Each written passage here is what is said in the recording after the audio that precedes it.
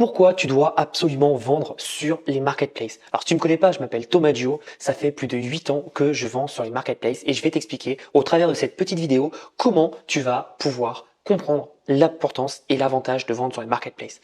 Alors c'est quelque chose que j'ai commencé à vraiment développer ces 5 dernières années, c'est un no-brainer pour moi, donc c'est juste logique pour moi d'aller sur le marketplace, surtout quand tu débutes. Et je vais t'expliquer pourquoi.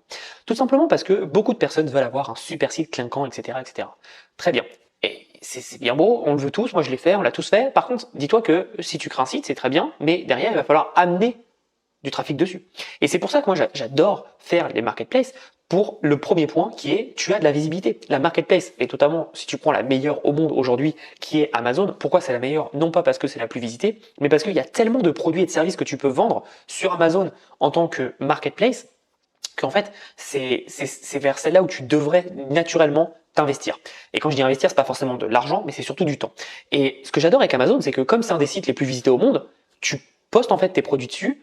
Dans la journée, tu peux avoir déjà des ventes. Je peux t'assurer que si c'est le cas sur ton propre site, il va pas avoir grand monde le premier jour, d'accord? Donc ça, c'est le premier point. C'est tu as directement de la visibilité. Je compare toujours les marketplaces comme avoir une boutique dans un centre commercial, donc la marketplace est le centre commercial, versus avoir une boutique dans une petite rue.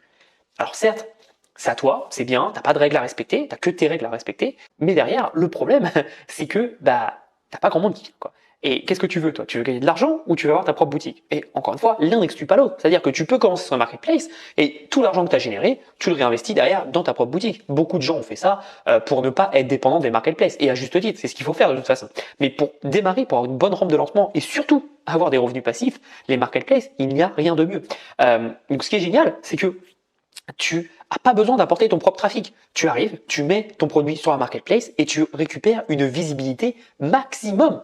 Donc ça, c'est génial. C'est incroyable. Tu ne peux pas imaginer à quel point la moitié de ton travail est fait. Parce que quand tu as tout simplement une boutique, notamment un site e-commerce, tu dois gérer beaucoup de choses, notamment le SAV, le marketing, sélection des produits, mettre en place donc un trafic qui va venir chez toi, etc., etc.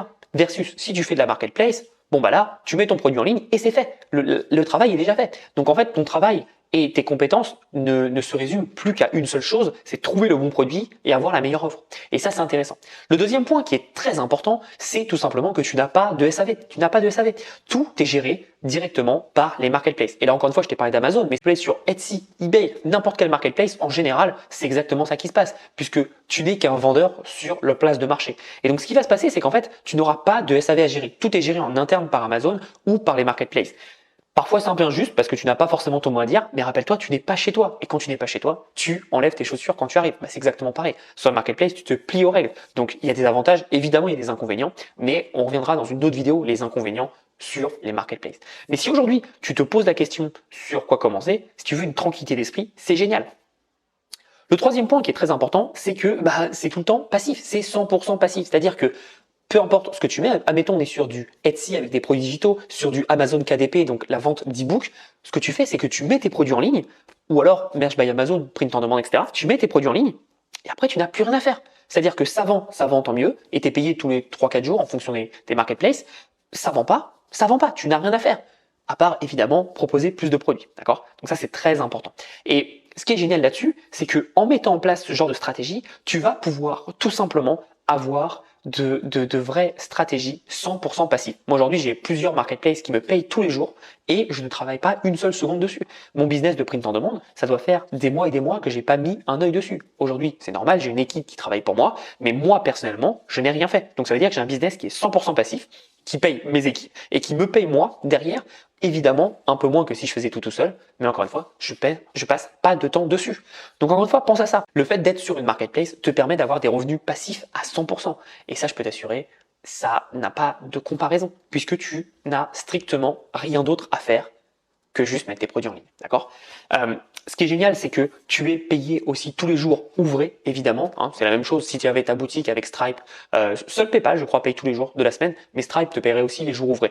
Mais Amazon, par exemple, Etsy, eBay, te paye tous les jours. Et donc tous les jours, tu as des virements sur ton compte. Alors parfois c'est 5 balles, parfois c'est 20, parfois c'est 100, parfois c'est 200. Bref, tu as compris l'idée, c'est très aléatoire en fonction de ce que tu as vendu, évidemment. Mais c'est génial, ça veut dire que tu as tous les jours un salaire qui tombe. Et le mieux, c'est pas quand tu as une marketplace, mais tu en as 2, 3, 4, 5. Et là, quand tu as plein de marketplaces, derrière, tu es payé tous les jours par beaucoup d'acteurs différents et donc tu démultiplies tes sources de revenus. Et ce qui est génial, c'est que par exemple, si on pense au print on demande, moi j'ai fait du print on demande pendant des années et je continue d'ailleurs parce que j'adore ça, et ben ce qui se passe, c'est que le même design, tu peux le mettre sur plusieurs marketplaces. Donc tu peux le mettre sur Redbubble, tu peux le mettre sur Spreadshirt, tu peux le mettre sur Amazon, Merch by Amazon, etc., etc. Et donc c'est génial parce qu'en fait, tu ne te prends pas la tête à tout simplement refaire un produit à chaque fois. Et ce qui est génial aussi, c'est que pour moi, les marketplaces aujourd'hui sont devenus primordiales dans le sens où n'importe quel service ou produit tu veux vendre, tu peux le vendre. Je te donne un exemple, Etsy, produits digitaux, tu peux vendre des produits faits main. Tu peux vendre du print en demande. Ensuite, Amazon, tu peux faire, la print en demande. Tu peux faire des vidéos, tu peux vendre de la vidéo. Tu peux vendre des produits avec du stock où une fois que tu as acheté ton stock, tu l'envoies directement. Et ensuite, tu peux tout simplement derrière faire de l'affiliation, tu peux faire du e-book, tu peux faire de l'audiobook, tu peux faire énormément de choses sur Amazon et je sais que j'oublie plein d'autres stratégies tellement il y en a. Derrière, tu as par exemple eBay où tu peux faire ton propre stock, tu peux faire du dropshipping, tu peux faire de l'arbitrage. Bref, il y a plein de stratégies, plein de façons de faire et c'est ça qui est génial, c'est que à chaque fois, il y a une façon pour comprendre. Si tu veux savoir plus de façon pourquoi les marketplaces c'est fait pour toi et tu dois absolument te lancer sur les marketplaces. Je t'ai fait un ebook d'une bonne 60aine de pages avec chaque marketplace et chaque point fort pour chaque marketplace, d'accord? Et je finirai cette vidéo par te dire quelque chose, c'est que la vraie force des marketplaces, c'est que tu n'as une action à faire. C'est-à-dire que tu as ton produit, tu l'uploads sur un marketplace, c'est fait.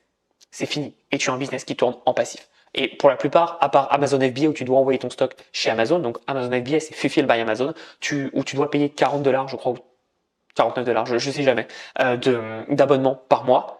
Le reste, tu n'as pas d'abonnement à payer. Amazon, Etsy, eBay va juste prendre une commission sur tes ventes et c'est tout. Donc plus tu vends, plus ils gagnent d'argent. Donc plus tu vends, parce qu'ils vont te mettre en avant forcément.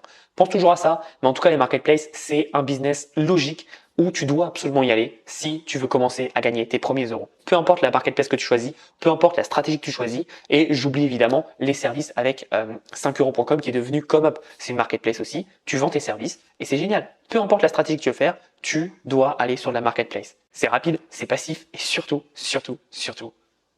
tu peux faire beaucoup d'argent. Pense à ça et passe à l'action.